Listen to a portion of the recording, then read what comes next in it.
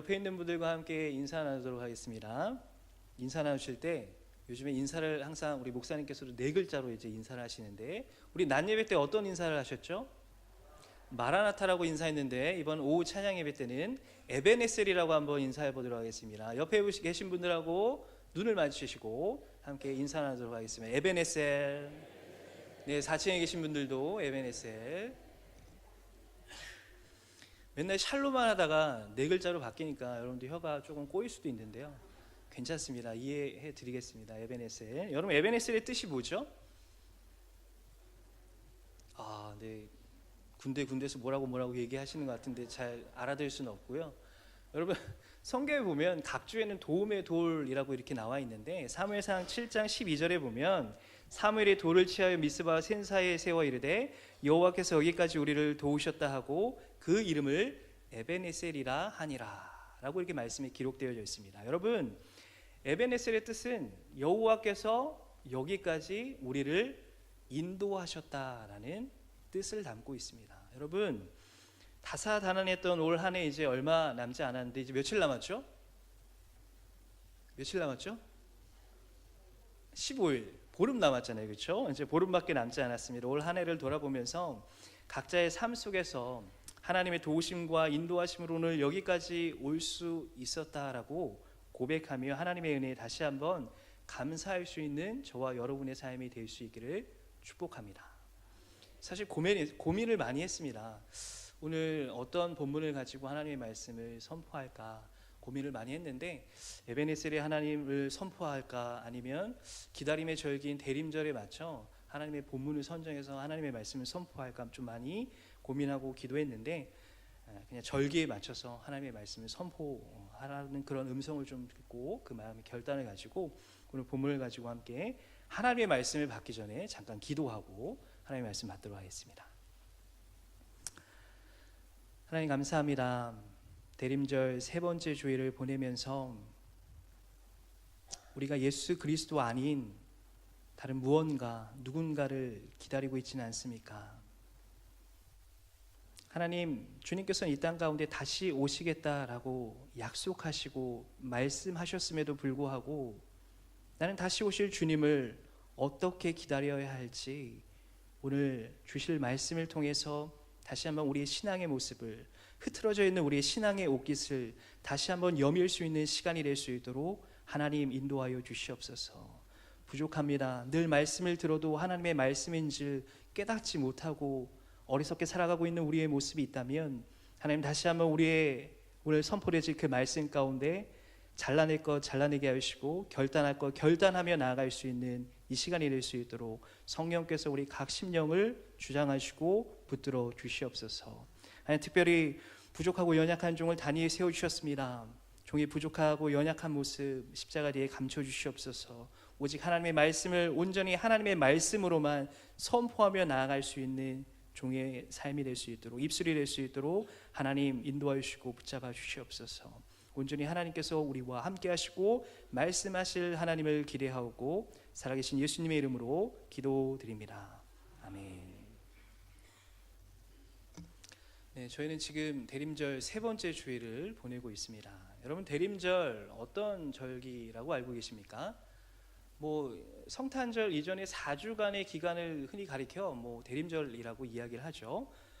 특별히 올해는 12월 2일부터 12월 23일 약 4주간의 기간을 대림절 기간으로 저희는 지키고 있습니다. 대림절을 한마디로 표현한다면 바로 기다림의 절기라고 이야기할 수 있습니다. 그렇다면 여러분, 우리 삶 속에서 누구를 기다려야만 하는 것입니까? 여러분, 누구를 기다려야 하죠? 마음속으로 대답하고 계시는 줄 믿습니다. 예수 그리스도를 기다려야 되는 줄 믿습니다. 그런데 여러분, 예수님을 기다린다고 하면 우리가 좀 몇 가지 생각해 봐야 될 부분들이 분명히 있습니다. 먼저 생각해 보아야 될 부분들은 이미 오신 예수님에 대해서 우리가 생각해 봐야 될 필요가 있다는 것이죠. 다시 이야기한다면 초림으로 이 땅에 처음 오신 예수님에 대해서 우리가 한번 생각해 봐야 된다는 것이죠. 하나님의 독생자 예수 그리스도는 하늘의 영광스러운 보좌를 버리시고 2000년 전에 육신의 몸을 입고 낮고 낮은 이 땅 가운데 우리를 구원하기 위한 구원자로 오셨습니다. 마태복음 1장 21절은 우리에게 이렇게 증거합니다. 아들을 낳으리니 이름을 예수라 하라. 이는 그가 자기 백성을 그들의 죄에서 구원할 자이심이라 하니라. 아멘. 여러분, 이미 오신 예수 그리스도는, 초림하신 예수 그리스도는 어떻게 오셨다라는 거죠? 2000년 전에 육신의 몸을 입고 오셨는데 우리의 영혼을 구원하시기 위한 구원자로 오셨다라는 것입니다. 최초의 사람이었던 아담으로부터 시작된 원죄로 인하여 사망, 즉 죽음이 우리 가운데 찾아오게 되었을 뿐만 아니라 하나님과의 교제는 단절되고 말았습니다. 어둠의 긴 터널 속에서 어쩔 줄 몰라 방황하고 있던 죄인을 불쌍히 여기시고 구원하기 위하여 하나님은 그의 아들을 이 땅 가운데 보내셨습니다. 예수 그리스도는 하나님께서 이 땅 가운데 맡기신 구원 사역을 십자가에서 우리의 모든 죄를 대속하여 죽으심으로 말미암아 다 이루셨습니다. 그렇다면 우리가 한 번 더 생각해야 될 예수님의 모습은 어떤 모습일까요? 재림입니다. 이미 오신 예수 그리스도가 아니라 다시 오실 예수 그리스도에 대한 부분들을 우리가 생각해 보아야 된다라는 것이죠. 우리의 모든 죄를 대속하여 죽으신 예수 그리스도는 다시 부활하심으로 말미암아 잠자는 자들의 첫 열매가 되셨을 뿐만 아니라 하늘로 승천하셔서 이 땅 가운데 다시 오실 때 반드시 정의와 공의로 모든 것을 심판하실 심판자로 오실 것이다 라는 것입니다. 그렇다면 대림절 기간을 보내면서 심판주로 이 땅 가운데 다시 오실 그리스도를 우리는 어떻게 기다려야 하는지 오늘 본문을 통해 기다림의 영성이라는 제목으로 함께 말씀의 은혜를 살펴보도록 하겠습니다. 첫 번째, 기다림의 영성은 인내입니다.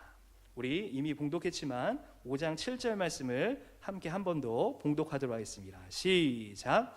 그러므로 형제들아, 주께서 강림하시기까지 길이 참으라. 보라, 농부가 땅에서 나는 귀한 열매를 바라고 길이 참아 이른 비와 늦은 비를 기다리나니. 아멘. 여러분, 7절과 8절 우리가 지금 봉독하진 않았지만 8절에도 보면, 7절에도 나와 있죠. 길이 참으라, 길이 참아. 8절의 말씀에 보면 길이 참고라는 표현까지 총 3차례에 걸쳐서 길이 참으라고 말씀하고 있는 것을 발견하게 됩니다. 야고보가 3차례에 걸쳐서 언급했다라는 것은 그만큼 중요하고 동시에 강조하고자 했던 내용이 바로 길이 참으라라는 내용이었습니다. 여러분, 길이 참으라라는 그 말의 의미를 오늘날로 좀 이해하기 쉽게 이야기한다면 인내 또는 오래 참음이라는 단어로 바꿔서 표현할 수 있을 것 같습니다. 그런데 이 길이 참으라라는 원어를 헬라어 원어로 보니까 너무 어려워서 읽어드리진 않겠지만 원어의 의미를 보면 끊임없는 부당한 착취와 억압 가운데 고통을 겪을지라도 끈기와 용기를 가지고 기대하며 기다리라는 의미를 담고 있습니다. 다시 말해 일반적이고 평범한 상황 속에서 인내하며 기다리라는 것이 아니라 어렵고 힘들지만 끝까지 인내해야 한다는 것을 길이 참으라 읽어드리겠습니다. 마크로 뒤메사테라는 단어를 쓰고 있는데 바로 이러한 의미가 담겨 있다는 거예요. 일반적인 상황에서의 기다림이 아니라 어렵고 힘들지만 끝까지 참고 인내하라, 그 의미가 바로 길이 참으라라는 의미입니다. 그도 그럴 것이 야고보서를 기록할 당시의 상황을 좀 살펴보니까 예루살렘 교회는 많은 박해와 핍박이 있었습니다. 유대인들 중에 기독교로 개종한 그리스도인들이 같은 동족들로부터 핍박과 박해를 받는 일이 허다하게 일어났을 뿐만 아니라 이러한 핍박과 박해를 피해 이방 지역으로 뿔뿔이 흩어지는 일이 빈번하게 벌어지게 됩니다. 뿐만 아니라 당시 이방 지역에는 당시 로마의 황제를 숭배하는 사상으로 인하여서 늘 배교의 위험이 곳곳에 도사리고 있었던 때였습니다. 심지어는 그리스도를 믿는다는 이유 하나만으로 자신의 목숨까지도 보장할 수 없는 상황 속에서 재림하실 예수님을 기다린다라는 것은 굉장히 가혹한 일이었음에 분명했을 것입니다. 그럼에도 불구하고 야고보는 다시 오실 주님을 길이 참으며 기다려야 한다고 이 야고보서를 읽게 될 독자들을 향하여서 권면하고 있다는 것을 오늘 말씀을 통해서 우리는 알 수 있습니다. 그렇다면 이러한 부당한 고난과 핍박을 언제까지 인내함으로 견뎌야만 하는 것일까? 이 질문에 야고보는 오늘 7절에 이렇게 증거하고 있습니다. 그러므로 형제들아, 주께서 강림하시기까지라고 시기를 제한하고 있습니다. 그럼 주께서 강림하실 시기는 도대체 언제일까? 정답은 아무도 모른다입니다.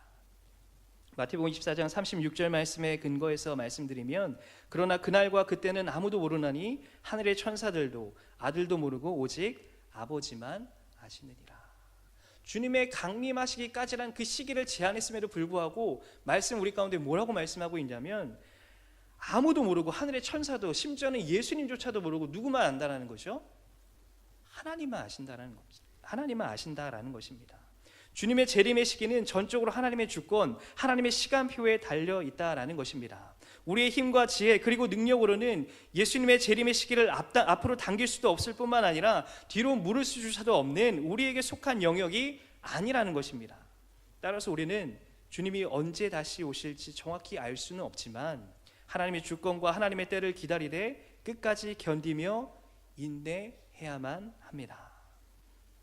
야고보는 계속해서 이 인내에 관해서 이야기하면서 농부를 예로 들면서 이야기를 합니다. 7절 계속해서 보면 보라 농부가 땅에서 나는 귀한 열매를 바라고 길이 참아 이른 비와 늦은 비를 기다린다라고 말씀에는 기록되어 있습니다. 여러분 농부를 한번 상상해 보시기 바랍니다. 경작할 땅에 씨를 뿌리고 그것이 자라서 열매를 맺기까지 인내함으로 참고 기다리게 되겠죠. 또한 농부는 잘 가꾼 농작물이 성장하는 동안 때에 따라 내리는 이른 비와 늦은 비를 기다린다라는 것입니다.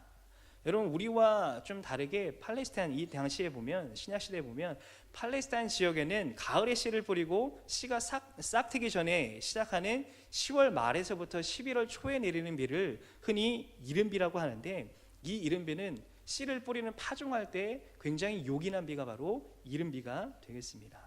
또한 뿐만 아니라 늦은 비는 이름에 추수하기 직전인 3월부터 4월경에 내리는 비로 농작물의 결실을 수확하는데 굉장히 요긴한 비가 바로 늦은 비였습니다.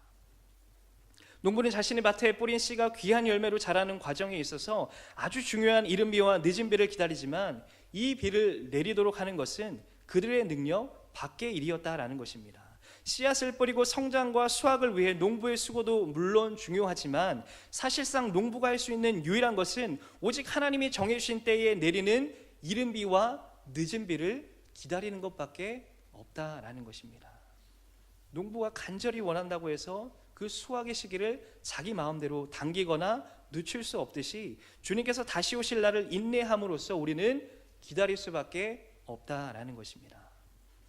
그래서 야고보는 계속해서 주님을 기다림에 있어서 반드시 인내가 필요함에 대해서 10절에 덧붙여서 이렇게 권면하고 있습니다. 10절 말씀을 우리 함께 다시 한번 봉독해 보도록 하겠습니다. 시작.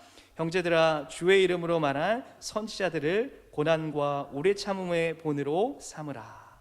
아멘. 여러분 야고보는 계속해서 권면하는 거죠. 형제들아 주의 이름으로 말한 선지자들을 고난과 오래 참음의 본으로 삼으라 라고 말씀하고 있습니다. 여러분 성경 속의 많은 인물들, 여러분들이 알고 있는 성경 속의 모든 인물들을 하나하나 면밀히 살펴보면 어떤 삶을 살았죠? 인내하며 하나님의 때를 기다렸다라는 것을 여러분 알게 될 것입니다. 여러분 한번 예를 들어볼까요? 노아라는 사람 여러분 잘 아시죠? 노아 어떤 사람이었죠? 하나님으로부터 방주를 짓도록 계시를 받았습니다. 약 120년이라는 시간을 기다리며 방주를 건축했습니다. 하지만 그때 당시의 사람들은 노아를 어떤 사람이라고 인식했죠? 미친 사람이라고 인식했죠. 조롱했습니다. 비난했습니다. 웃음거리가 되었지만 그는 묵묵히 하나님의 때를 기다렸던 사람이었습니다. 여러분 반면에 요셉은 어떤 사람이었습니까? 형들의 시기와 질투로 인하여서 애굽의 노예로 팔리고 보디발의 아내에게 쓴 누명으로 인해서 억울한 감옥살이를 하면서 약 13년 동안 기다리며 인고하게 됩니다. 여러분 또한 모세라는 사람은 어떻죠? 왕국에서 40년을 광야에서 40년을 보내면서 총 80년을 기다리며 인내했던 사람이었습니다. 또한 뿐만 아니라 이스라엘 백성들의 전체 삶을 보니까 출애굽하기까지 약 430년이라는 길고 고된 시간을 기다렸습니다. 또한 뿐만 아니라 이스라엘 백성들이 바벨론의 포로로 잡혀가고 해방되면서 여러분 70년의 기간을 이방 땅에서 방황하고 유리했던 것 여러분 잘 알고 계실 것입니다. 또한 뿐만 아니라 예수님 역시 인간으로 30년을 또한 3년의 공생의 사역을 마치고 하나님의 때를 기다리셨습니다. 여러분 한번 생각해 보세요. 그렇게 오랜 시간 동안 기다린다라는 거 쉬운 일일까요? 어려운 일일까요? 어렵죠. 그렇게 오랜 시간 동안 인내하며 기다렸던 그들의 모습은 분명히 누군가가 보기에는 굉장히 어리석게 느껴졌을지도 모릅니다. 어찌 보면 스스로에게 있어서도 그토록 오랜 시간 기다리며 인내한다라는 것은 깊은 좌절과 절망을 경험하게 했을지도 모릅니다. 하지만 하나님의 때가 이르자 그들의 기다림과 인내는 결국 하나님의 은혜를 입게 되었다라는 것입니다. 그들의 삶이 어떻게 바뀌었는지 여러분 잘 알고 계시죠? 하나님께서 물로 심판하실 때 노아는 어떻게 했죠? 그의 가족과 함께 방주에 들어가서 구원을 받게 됩니다. 또한 뿐만 아니라 요셉은 억울한 감옥살이와 형들의 시기와 질투에서 애굽의 노예로 팔렸지만 어떤 삶을 살게 되죠? 13년을 인고하면서 기다렸더니 애굽을 다스리는 국무총리가 되었습니다. 여러분 모세는 어땠죠? 광야에서 40년, 왕궁에서 40년, 총 80년을 기다리며 인내했더니 하나님께서 이스라엘의 지도자로, 영적인 지도자로 세워주셨습니다. 하나님께 크게 쓰임을 받았다라는 것이죠. 출애굽한 이스라엘 백성들은 어떻죠? 430년의 기나긴 시간 속에서도 그들이 인내하고 견디자 애굽의 고된 노동과 억압으로부터 벗어나게 됩니다. 여러분 뿐만 아니라 이스라엘 백성들이 바벨론의 포로로 사로잡혀 간 이후에 포로로 해방된 이후로 어떻게 되죠? 나라를 빼앗기고 예루살렘 성전이 파괴되었지만 고국으로 돌아오는 감격과 예루살렘 성전이 다시금 회복되는 기쁨을 누리게 되었다라는 것입니다. 여러분 예수님은 어떻죠? 예수님 십자가의 죽으심으로 온 인류를 죄와 사망으로부터 구원하신 구원자가 되셨다라는 것입니다. 여러분 누군가가 보기에는 어리석고 누군가가 보기에는 미련하고 누군가가 보기에는 미친 것 같은 그런 시간들을 인고하며 보냈더니 하나님의 때를 기다리며 하나님의 은혜를 입은 그들의 삶은 180도 360도 바뀌게 되었다는 것 여러분 성경을 통해서 잘 알고 계실 것입니다. 야고보는 그것을 강조하고 있는 것이죠. 형제들아 주의 이름으로 말한 선지자들을 고난과 오래 참음의 본으로 삼으라는 것입니다. 여러분 혹여나 오늘 오후 찬양 예배에 나오신 분들 중에 초대교회 성도들처럼 힘들고 어려운 상황 가운데서도 주님의 다시 오심을 간절히 기다리고 있는 분들이 계시지는 않습니까? 삶 속에 간절한 기도 제목을 가지고 오랫동안 씨름하며 하나님의 응답을 기다리고 있는 분들이 이 가운데 계시지는 않습니까? 사면초가 진퇴양난과 같은 사방이 막혀 있어 내 힘과 의지로는 도저히 해결할 수 없는 그 상황 속에서 하나님의 도우심을 기다리고 있는 분들이 이 가운데 계시지 않냐라는 것입니다. 여러 가지 모습으로 주님의 재림과 기도의 응답 그리고 하나님의 도우심을 구하는 우리 모두를 향하여서 하나님은 우리에게 말씀하십니다. 끝까지 인내하며 기다리라고 우리 가운데 말씀하십니다. 그렇게 인내하며 기다리는 사람들을 향하여서 오늘 본문 11절은 우리 가운데 이렇게 말씀합니다. 우리 11절 말씀 함께 읽어보도록 하겠습니다. 시작. 보라 인내하는 자를 우리가 복되도다 하나니 너희가 욥의 인내를 들었고 주께서 주신 결말을 보았거니와 주는 가장 자비하시고 공의를 여기시는 이시니라. 아멘. 여러분 아직도 여러분들이 기다리는 그 기다림이 허무하고 무의미하다고만 생각하십니까? 우리의 인내는 결국 인내심 테스트용으로 밖에는 가치가 없다라고 여기고 계십니까? 성경은 그렇지 않다라고 오늘 가운데 우리에게 말씀하고 있습니다. 소망이 없는 기다림에는 깊은 좌절과 절망 그리고 한탄과 탄식밖에 없지만 우리의 기다림 자체는 소망이며 하나님의 약속에 근거한 기다림인 줄 믿습니다. 그렇기 때문에 우리는 인내하며 견딜 수 있는 것입니다.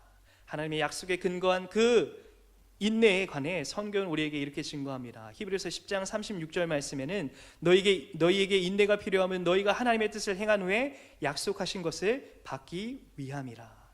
야고보서 1장 4절 인내를 온전히 이루라. 이는 너희로 온전하고 구비하여 조금도 부족함이 없게 하려 함이라. 요한계시록 14장 12절 말씀을 보니까 성도들의 인내가 여기 있나니 그들은 하나님의 계명과 예수에 대한 믿음을 지키는 자니라. 아멘. 여러분 우리가 기다리고 있는 그 기다림은 어떤 기다림이라고요? 소망이 있는 기다림이라는 거죠. 하나님의 약속에 근거한 기다림이라는 것입니다. 여러분 좌절하지 마세요. 낙심하지 마시라는 거예요. 끝까지 기도하면서 인내하면서 하나님의 때를 기다릴 때 하나님의 은혜를 입게 된다면 우리의 모든 상황은 바뀌게 될 줄 믿습니다. 결국 우리의 그 인고의 시간 하나님의 때가 이르면 우리의 기다림과 인내는 하나님의 은혜를 입게 되고 결국에 하나님의 뜻을 이루기 위한 과정이었음을 깨닫게 되는 시간이 우리 가운데 주어질 줄 믿습니다. 저명한 기독교 사상가이자 문학가인 C.S. 루이스는 이렇게 고백합니다. 하나님께서는 그 기다림이 유익하다고 생각하지 않으시는 한 오래 기다리게 하실 리가 없다고 믿습니다. 나중에 돌이켜보면 그렇게 오래 기다렸기 때문에 그만큼 기다리지 않았더라면 얻지 못했을 유익을 얻었다는 사실을 깨닫게 될 것입니다. 좀 말이 어렵지만 한마디로 인내하며 기다리면 하나님께서 은혜를 베풀어 주시겠다라는 것이죠. 나중에 정한 때가 되면, 하나님의 때가 되면 왜 나에게 이 인고의 시간을 허락하셨는지를 깨닫게 된 순간이 분명히 온다라는 것을 이야기하고 있습니다. 여러분, 끝까지 기다리며 인내하며 살아갈 수 있는 저 여러분의 삶이 되었으면 좋겠습니다. 두 번째, 기다림의 영성은 무엇일까? 기다림의 영성은 사랑입니다. 우리 5장 9절 말씀을 함께 봉독해 보도록 하겠습니다. 5장 9절입니다. 시작. 형제들아, 서로 원망하지 말라. 그리하여야 심판을 면하리라. 보라, 심판주가 문 밖에서 계시니라. 아멘. 여러분, 원망의 사전적인 정의를 한번 보면 못마땅하게 여기어 탓하거나 불평을 품고 미워한다라는 그런 원망에 대한 사전적인 정의를 하고 있습니다. 여러분, 우리가 살아가면서 자기 자신에게 원망하는 마음이 간혹 들 때도 있지만 대부분 원망하는 마음은 다른 사람과의 관계 속에서 생기게 된다라는 것이죠. 여러분, 누군가를 기다려 보신 적이 있으십니까? 고개를 끄덕끄덕 좀 해주세요. 다 기다려. 4층, 네, 4층에도 많이 앉아 계시는데, 여러분, 누군가 기다려 보신 적 있으십니까? 끄덕끄덕. 좋습니다. 여러분, 만약 누군가를 기다리고 있는데 그 사람이 나타나지 않는다면 여러분의 마음은 어떨까요? 한번 생각해 보세요. 아무리 기다려도 나타나지 않는 그 사람을 향해 분명히 여러분들 마음 가운데는 원망하는 마음이 든다라는 거죠. 들 수밖에 없겠죠. 그렇죠? 여러분, 출애굽기 14장에 보면 홍해 바다를 건너는 모세와 이스라엘 백성들의 모습이 기록되어져 있습니다. 모세와 이스라엘 백성들이 홍해 바다를 건너기 전 상황을 살펴보면 뒤에는 애굽의 바로의 군대가 쫓아오고 있습니다. 앞에는 망망한 홍해 바다가 그들 앞을 가로막고 있는 상황 속에서 이스라엘 백성들의 모습을 한번 살펴보기를 원합니다. 오후 예배의 특성상 졸릴 수 있으니까 한번 말씀을 찾아보도록 하겠습니다. 구약 성경입니다. 출애굽기 14장 11절로 12절 말씀. 저는 이미 다 찾아왔습니다. 여러분들 한번 졸릴 수도 있으니까 한번 찾아보도록 하겠습니다. 구약 성경입니다. 출애굽기 14장 11절부터 12절까지 2절 말씀입니다. 뒤에는 애굽의 바로 군대가 쫓아오고 있고 앞에는 망망한 홍해 바다가 가로막혀 있는 상황에서 이스라엘 백성들의 모습을 한번 살펴보길 원하는데, 출애굽기 14장 11절로 12절까지의 말씀을 여러분들 찾으시느라 고생하셨으니까 제가 대표해서 읽어드리도록 하겠습니다. 그들이 또 모세에게 이르되 애굽에 매장지가 없어서 당신이 우리를 이끌어내어 이 광야에서 죽게 하느냐? 어찌하여 당신이 우리를 애굽에서 이끌어내어 우리에게 이같이 하느냐? 우리가 애굽에서 당신에게 이른 말이 이것이 아니냐? 이르기를 우리를 내버려두라. 우리가 애굽 사람을 섬기는 것이 광야에서 죽는 것보다 낫겠노라. 430년을 기다렸습니다. 출애굽하기까지. 그런데 모세를 하나님께서 세우시고 이제 출애굽하는 과정에서 아까도 말씀드렸죠. 뒤에는 애굽의 바로의 군대가 쫓아옵니다. 앞에는 망망한 홍해 바다가 그들의 앞을 가로막고 있는 거예요. 그런데 지금 이스라엘 백성들은 모세를 향하여서 감사하고 있는 건가요? 뭐 하고 있는 거죠? 원망하고 있는 거 아니겠습니까? 애굽에서 매장지가 없어서 당신이 우리를 이끌어내어 이 광야에서 죽게 하느냐? 어찌하여 당신이 우리를 애굽에서 이끌어내어 우리에게 이같이 하느냐? 여러분, 뭐 하는 거죠? 원망하는 거 아니겠습니까? 또한 뿐만 아니라 이스라엘 백성들의 원망은 여기서 그치지 않습니다. 출애굽기 16장 만나와 메추라기 사건 때도 17장 마실 물이 없을 때 계속해서 모세를 향해서 원망하게 되는 그런 이스라엘 백성들의 모습을 살펴볼 수 있다라는 것이죠. 여러분, 민수기 넘으면 어떻죠? 40일 동안 가나안 땅을 정탐하고 돌아온 정탐꾼들 중에 갈렙과 여호수아 외에 다른 10명의 정탐꾼의 악평을 듣게 된 이스라엘 백성들은 처음에는 모세와 아론을 향하면 원망하지만 사실상 그 원망은 누구를 향한 원망이었죠? 하나님을 향한 원망 아니었겠습니까? 우리 이 말씀도 한번 찾아보기를 원하는데요. 민수기 14장 26절로 30절 말씀. 민수기 14장 26절로 30절까지의 말씀.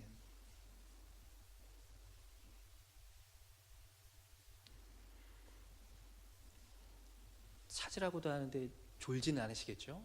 민수기 14장 26절 30절까지의 말씀 또 찾으시라고 수고하셨으니까 제가 읽어드리도록 하겠습니다. 여호와께서 모세와 아론에게 말씀하여 이르시되 나를 원망하는 이 악한 회중에게 내가 어느 때까지 참으랴. 이스라엘 자손이 나를 향하여 원망하는 그 원망을 내가 들었노라. 그들에게 이르기를 여호와의 말씀에 내 삶을 두고 맹세하노라. 너희 말이 내 귀에 들린 대로 내가 너희에게 행하리니 너희 시체가 이 광야에 엎드러질 것이라. 너희 중에서 20세 이상으로서 계수된 자 곧 나를 원망한 자 전부가 여분의 아들 갈렙과 눈의 아들 여호수아 외에는 내가 맹세하여 너희에게 살게 하리라 한 땅에 결단코 들어가지 못하리라. 아멘. 여러분, 이스라엘 백성들이 처음에는 모세와 아론을 향해서만 원망하는 줄 알았는데 그 원망을 누구를 향한 원망이었다라는 거죠? 하나님을 향한 원망. 그 하나님을 향한 원망을 누가 들으신 거죠? 하나님께서 들으셨다라는 거죠. 그래서 여러분 28절 말씀 후반절에 보니까 내 삶을 두고 맹세하노라. 너희 말이 내 귀에 들린 대로 내가 너희에게 행하겠다. 여러분, 우리가 살아가면서 원망을 안 할 수는 없겠죠. 원망스러운 마음이 들 때도 있습니다. 사람인지라 들 때가 있겠죠. 여러분, 하지만 그 원망 가운데 우리의 삶을 그냥 둬서는 안 된다라는 것이죠. 여러분, 궁극적으로 하나님께서 민수기 말씀을 통해서 뭘 하시겠다라는 거죠? 원망한 이 이스라엘 백성들을 향하여서 하나님께서 심판하시겠다라는 거 아니겠습니까? 그래서 갈렙과 여호수아 외에는 불평한, 불만한, 원망한 모든 사람들을 다 이 광야에서 죽게 하겠다라고 하나님께서는 결국에 원망하고 불평하는 이스라엘 백성들을 심판하시기에 이르셨다라는 것입니다. 그리고 오늘 야고보서 5장 9절 말씀 한번 보십시오. 한번 눈으로 보세요. 형제들아 서로 원망하지 말라. 그리하여야 심판을 면하리라. 보라 심판주가 문 밖에서 계시니라. 여러분, 말씀이 이해가 되지 않습니까? 서로 원망하지 말라는 거죠. 여러분, 우리가 살아가면서 다른 사람을 향해서 얼마나 많이 원망과 불평을 쏟아내는지 스스로도 잘 느끼지 못할 때가 있어요. 그 원망과 불평의 화살은 사람에게만 머물러 있는 것이 아니라 때로 하나님을 향할 때도 있다라는 것이죠. 원망과 불평은 눈에 보이지 않는 바이러스처럼 전염성이 강하기 때문에 서로 원망을 주고받게 될 뿐만 아니라 공동체 전체를 병들게 하는 근본적인 원인이 될 수 있다라는 것이죠. 여러분, 요즘 이단 신천지 요즘 참 많이 문제가 되고 있는데 여러분 잘 알고 있다시피 요즘 이단 신천지의 어떤 그런 교묘한 수법 전략이 무엇입니까? 하나는 거짓말하는 것, 다른 하나는 다른 사람을 비방해서 원망하게 만든 다음 교회를 뒤흔드는 것이 그들의 전략이요 사단의 계략이라는 것입니다. 여러분, 무엇을 이야기하는 것이죠? 원망하지 말라는 거죠. 여러분, 이미 구약에서 우리는 원망했던 이스라엘 백성들이 어떠한 모습으로 결과를 보게 되는지, 그들의 결과를 보게 되는지 우리는 이미 성경을 통해서 살펴보았습니다. 그렇기 때문에 야고보도 동일하게 야고보서를 통해서 형제들아 서로 원망하지 말라. 그리하여야 심판을 면하리라 라고 권면하고 있다라는 것이죠. 여러분, 사실 오늘 말씀에 보면 서로 원망하지 말라라고 기록되어 있지만 이것은 근본적인 해결책이 될 수 없는 것 같습니다. 여러분, 그렇다면 어딘가 조금 부족해 보이는 서로 원망하지 말라 말고 어떤 표현이 더 어울릴까요? 서로 사랑하라. 서로 사랑하라. 여러분, 그러면 우리는 어떻게 해야 되겠습니까? 베드로서 4장 7절로 8절 말씀에 우리에게 이렇게 말씀하고 있습니다. 만물의 마지막이 가까이 왔으니 그러므로 너희는 정신을 차리고 근신하여 기도하라. 무엇보다도 뜨겁게 서로 사랑할지니 사랑은 허다한 죄를 덮느니라. 아멘. 여러분, 이제 주님께서 재림하실 날이 그렇게 많이 남지 않았습니다. 머지 않았다라는 거죠. 여러분, 다시 오실 주님, 재림하실 주님을 여러분들이 기다리고 있는 분들이라면 우리는 어떻게 기다려야 되겠습니까? 끝까지 기다리며 인내해야 되는 거 아니겠습니까? 오늘 말씀에 서로 원망하지 말라라고 이야기를 하고 있지만 여러분, 그 얘기는 어떻게 보면 뒤집어서 이야기하면 근본적인 해결책으로 이야기한다면 서로 사랑하라라는 의미가 된다라는 것이죠. 그래서 베드로전서를 통해서 하나님께서 만물의 마지막이 가까웠으니 기도할 뿐만 아니라, 기도는 우리 개인적으로, 그렇죠? 깨어서 기도해야 될 뿐만 아니라 더욱더 우리 공동체적으로 보면 뭐예요? 무엇보다도 뜨겁게 서로 사랑할지니 사랑은 허다한 죄를 덮는다라는 것이죠. 여러분, 서로 원망하며 서로를 위해서 서로 비방하고 헐뜯고 남을 욕하는 것이 아니라 서로 사랑함으로 다른 사람의 허물을 덮어주는 것. 이게 다시 오실 주님을 기다리는 기다림의 영성이 아니고 무엇이겠습니까?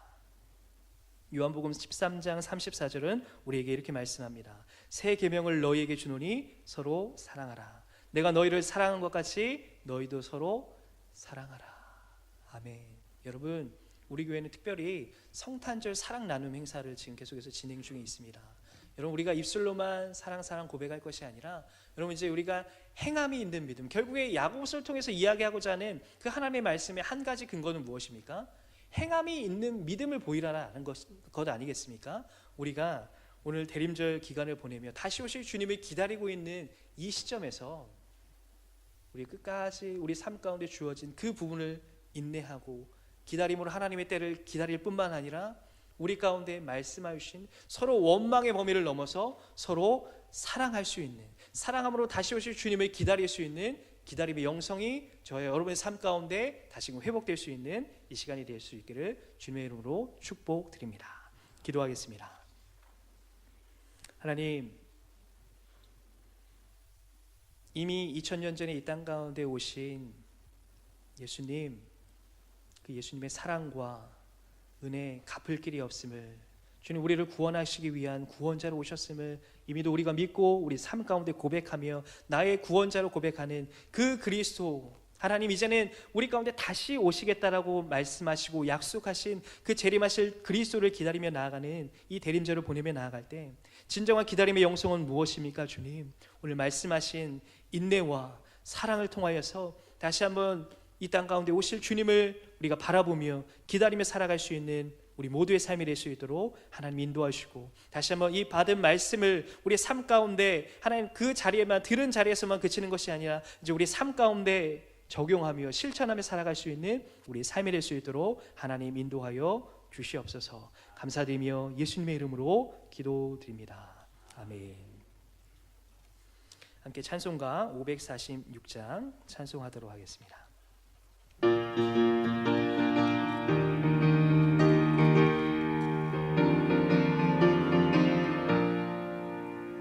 주님 약속하신 말씀 위에서 영원토록 주를 찬송하리라.